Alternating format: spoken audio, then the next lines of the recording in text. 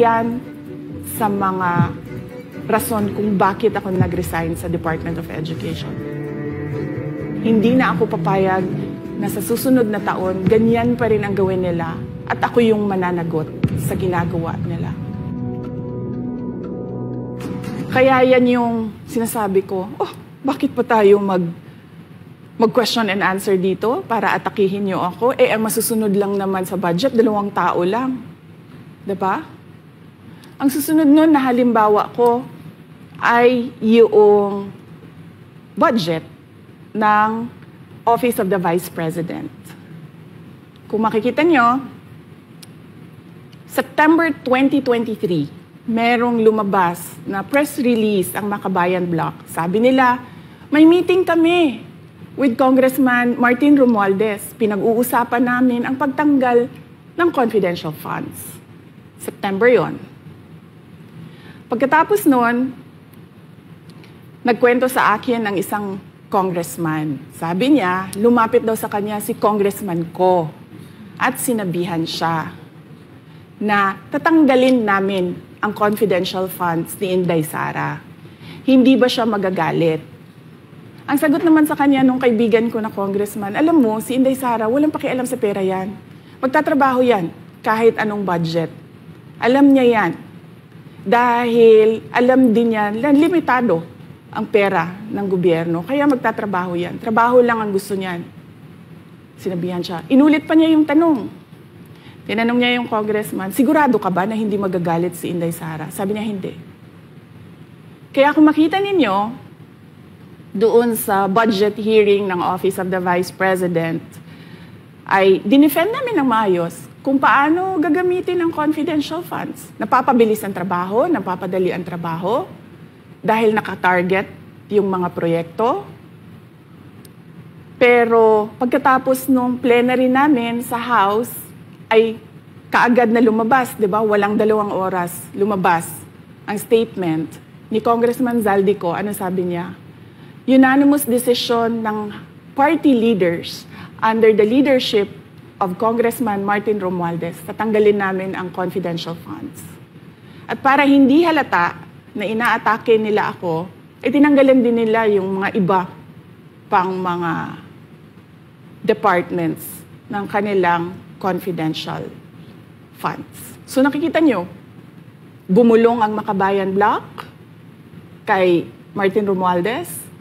At dahil sa kagustuhan ni Martin Romualdez na hindi siya atakihin, at dahil sa gusto niyang suportahan ang Makabayan at ang NPA, nakinig siya. At ang ginawa niya, tanggalin yung budget. Alam na nila kung anong gagawin nila bago pa kami pumunta sa plenary ng House. Hindi ko alam yon. Kasi nasabihan na lang ako nung kaibigan kong congressman pagkatapos na. Nung nakita ko na nagsabi si Zaldico, tanggalin niya ang confidential funds ng Office of the Vice President. So doon ko na lang naintindihan na aatake sila gamit ang confidential funds. Dahil sumunod nun, October, ay merong dated na October na audit memorandum ang Commission on Audit. Tapos meron silang October 3 na audit memorandum ang Commission on Audit. So sunod-sunod yun, makita mo.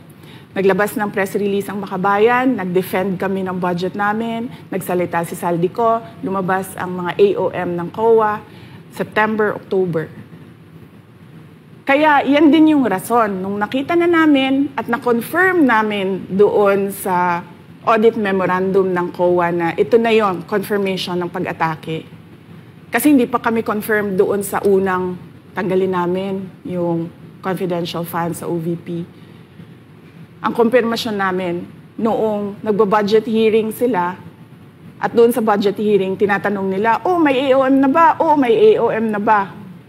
At nakita namin lumabas na. Yun yung confirmation namin na ito yung pag-atake. Kaya nung fourth quarter ng 2023, hindi na ginamit ng Office of the Vice President at ng Department of Education ang confidential funds.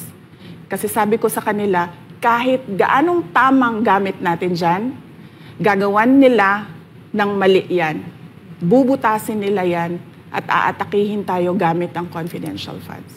At ang patutuon nito, kung makita ninyo, noong House hearing, noong August 27, 90% ng mga tanong, confidential funds.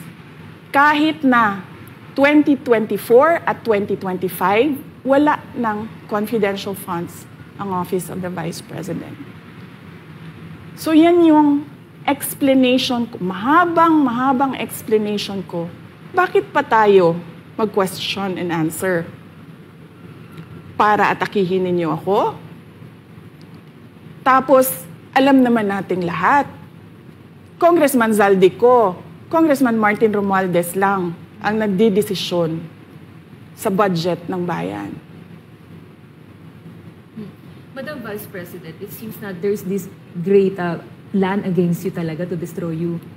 And speaking of plan, kasi during the budget hearing po, may nagsabi kasi doon ng let's stick to our plan. And you also called that person po. Can you po share about this po? Ano ba tong plan talaga nila during this budget hearing? Oo. Doon sa budget hearing na nangyari noong August 27, nakita nyo na meron na silang nakahandang PowerPoint presentation, meron na silang nakahandang audiovisual presentation, meron na silang nakahanda na script na binabasa. At yung isa pa nga na congresswoman na sabi niya, wala akong panahon. Basta mahaba ito. Hindi ko mabasa letter per letter. Pero kung makita mo, may nakahanda siya na mga sagot sa mga sinabi namin sa Commission on Audit. Legal points na sinabi namin sa Commission on Audit. Bakit napakadelikado ng ginagawa na kinukuha ang mga dokumento ng hindi tapos at hindi final na audit. So kung makita mo, ganun yun, nakahanda sila. Makikita natin na let's stick to our plan at atakihin natin ito siya. Walang kinalaman sa kanyang Office of the Vice President 2025 budget proposal, kundi lahat ay may kinalaman sa confidential funds na matagal nang may kaso, 3 pa nga ang kaso sa Supreme Court, matagal nang pinapa-audit nila at nagko-cooperate kami doon sa audit. Kaya makikita ninyo kung ulit-ulitin natin yung nangyari noong House budget hearing noong August 27. Meron silang plano na gamitin yon para siraan ako. At hindi lang sila tumitigil dyan. Kung makita ninyo, ngayon naman nasa DepEd budget sila ng pagsira ng pangalan ko. Kahit wala akong kinalaman doon sa mga observations ng Commission on Audit, sinasabi nila na kasalanan ni Inday Sara yan.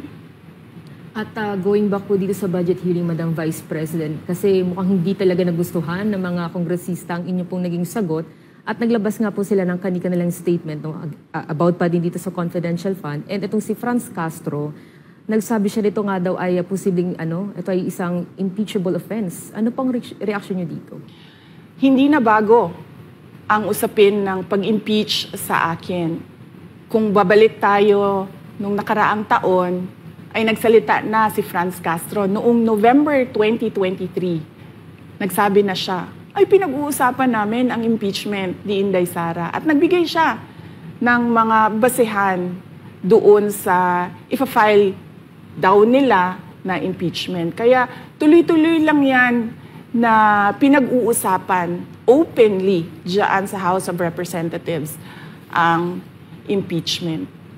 At lagi nandyan sa gitna si Franz Castro sa usaping impeachment sa akin. Unang-una, walang misuse ng confidential funds, walang misuse ng funds ng Department of Education. Kaya ngayon, ay pinipilit nilang gawan ng basihan yung mga sinasabi nila na impeachment sa akin. Kaya hindi bago yan na pinag-uusapan ang impeachment. Kasama yan sa plano nila laban sa akin. Ma'am, regarding naman po dito, kasi sa plano daw po nila, ay bigyan kayo ng 0 or 1 peso budget ang OVP po. Kung sakaling mangyari po ito, ano ang magiging hakbang po? Narinig din namin na merong defunding, i-defund daw ang Office of the Vice President budget. Narinig din namin na posibleng piso lang ang ibigay na budget sa Office of the Vice President. Handa ako sa Office of the Vice President na magtrabaho kahit walang budget. Maliit lang yung opisina namin, maliit lang yung operations namin, kaya kayang-kaya namin na magtrabaho kahit walang budget. Alam naman namin na kapartiyan ng pag-atake. Kaya kami, tutuloy-tuloy lang din kami sa kailangan namin gawin para sa bayan. Madam Vice President, panghuli na lang po, no? Sa kabila po ng nararanasan ninyo na pag-atake, kaliwat kanan, at ang kalagayan po ng ating bansa, ano po ang inyong mensahe sa ating mga kababayan? Unang-una mensahe ko sa ating mga kababayan, huwag silang magpadala sa ingay ng politika. Kung makikita natin sa kasaysayan, lagi talagang inaatake ang Vice President dahil siya yung tinitingnan ng mga tao na baka magiging sunod na presidente. So lahat ng mga gustong tumakbong presidente ay uunahin nila atakihin talaga ang Vice President. Kaya huwag sila magpadala sa ingay ng paninira at politika.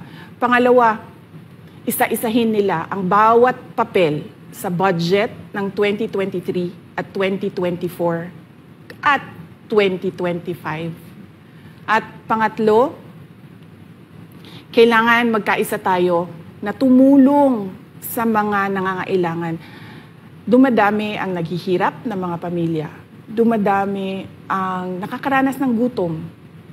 Kaya kailangan tayo, kaya kami tutuloy din ang trabaho namin kahit walang budget. Dahil alam namin na yan yung pinaka-importante sa ngayon. Na matulungan yung mga kababayan natin na naghihirap at walang makain. Yan yung totoong problema ng bayan natin.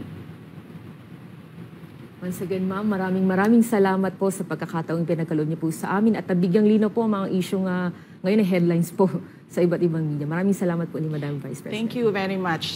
Shukran.